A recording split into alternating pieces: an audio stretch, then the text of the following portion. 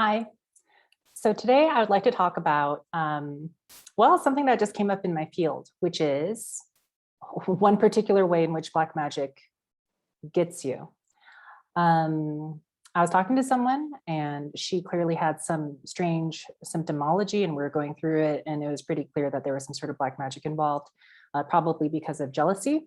A lot of Black magic happens due to jealousy or envy. And but she and her husband were under attack, and she was like, are they targeting him or are they targeting me? And my response was, look, if you're by yourself, you're the only target. But if you have a partner, if you have a best friend, if you have a business you really, really care about, like you pour your heart and soul into it, if you have a property or like a house you really care about, if you have a pet, like anything you care about, anything that your heart is open and you have a line from your heart to that thing, that will be under attack. Because now there's so many different vectors to get at you, right? Because your heart is connected to those things, and attacking those things is tantamount to attacking you. And so in many ways, one way to look at it, unfortunately, it's just the way things are, is if you're in love with someone, it doesn't have to be romantic, but if you're in love with someone, their enemies become your enemies. Depends on how bad the Black magic goes. It's kind of like that evil character in the movie who doesn't want to just like kill the good guy, but he wants to kill the good guy's wife, kids, and like his whole family line for the next 3 generations, and like destroy all of his property and just like erase his name from the face of the earth.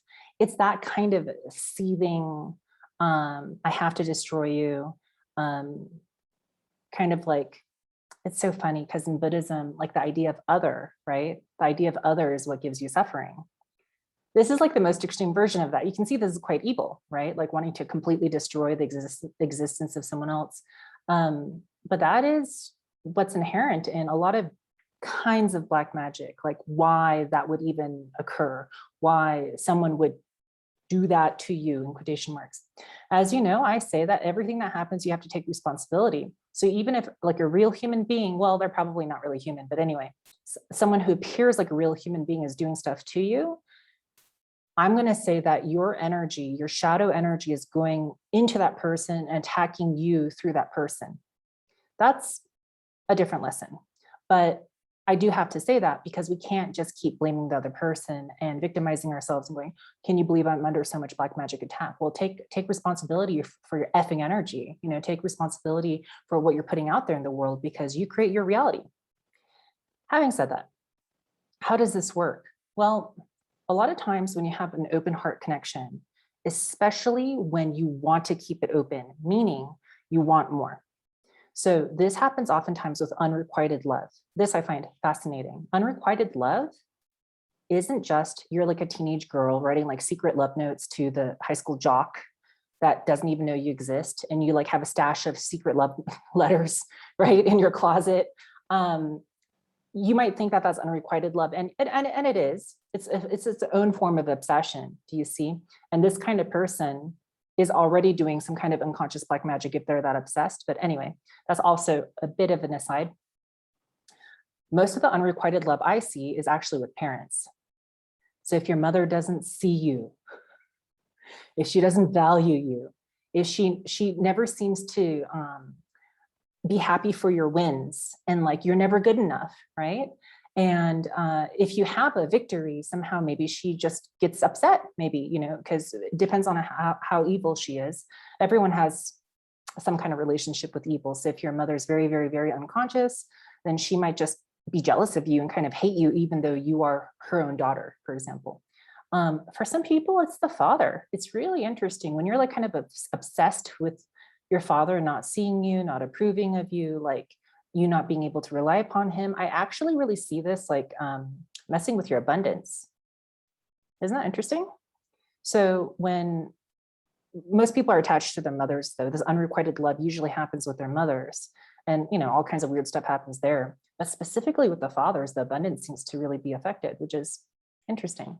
So what ends up happening is you have this like open heart, and you're just like hoping the energy comes to you, right? And this is what a lot of people who, well, we might call them narcissists, but I'd probably call them like shells of humans who are not really real, and entities live in them and use them as vehicles to do black magic through, and also psychically attack you through, and just kind of eat from living in this Trojan horse, you know? So a lot of these people who you might call a narcissist, they will always be withholding in a relationship. You'll never feel safe with them.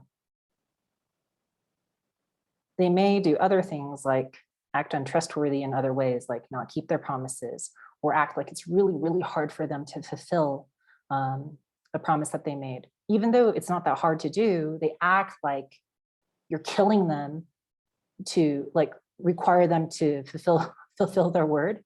And they're gonna probably give you a guilt attack as a result. This kind of person, a lot of people are attracted to, because they're always like this prize you want to catch, and you find yourself like going towards them.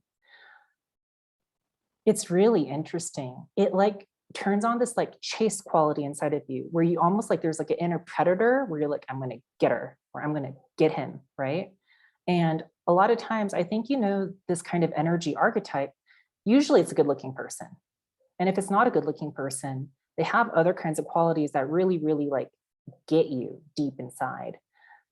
So, like I said, oftentimes it's actually the mother, where people like grown ass people still act like teenagers around their parents and like want their parents' approval. I've seen grown ass people need their parents' approval to travel. Like, you're in your 40s. Why do you need your mom's approval to travel? You're crazy. Like, that's like, I'm sorry to call you crazy, but that like that is so emotionally stunted and immature. It is like a kind of like a crazy, you know, but it seems normal to them and their family, because seeking that approval from your mom, like, can I please travel, is a way of keeping your heart open and getting energy from your mom. So wanting someone's approval. For a lot of women, wanting sexual approval is also like a big in. And just wanting to be seen and all these kinds of things. So I'll probably go in way more depth into like the mechanisms behind this, because it has to do with boundaries and shadow and entities in your shadow. And it has to do with certain kinds of behavioral archetypes, and also addictions. Like, a lot of times, if you're open, your heart is open to someone and it's unrequited love, the number one thing happening there is shame. So if you cultivate this unrequited love, like you're obsessed and, you know, doing all these things where you're like daydreaming about this person or whatever, or in the case of people who are like stunted with their parents, they emotionally retard their growth so that they leave room for their parents to still parent them, which is why a grown-ass woman still wants their mom's approval to travel. Or people remain really not abundant or not in touch with their abundance because they want to leave space for their dad to like rescue them or take care of them. So anyway, the bottom line is shame.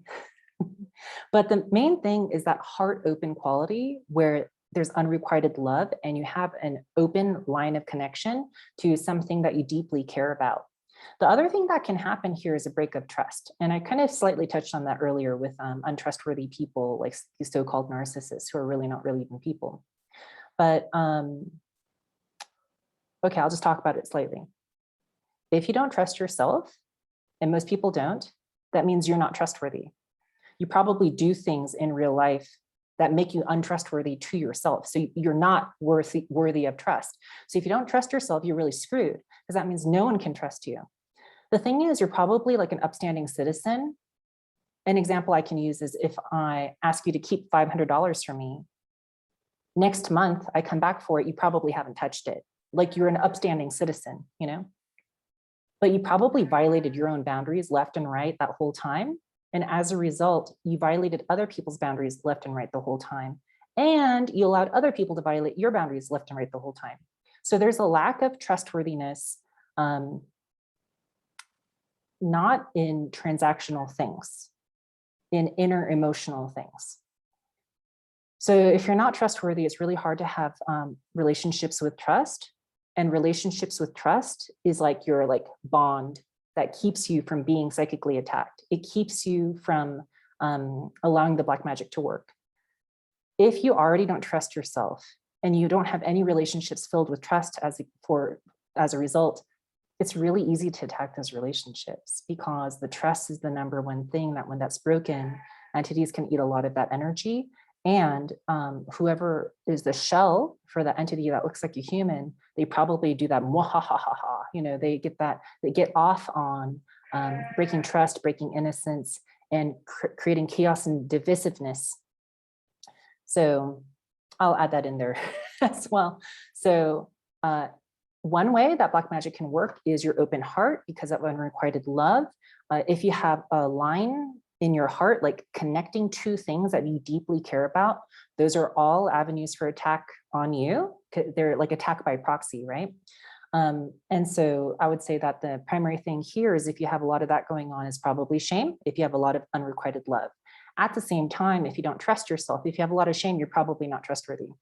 Like, you probably don't act trustworthy in the ways I described earlier.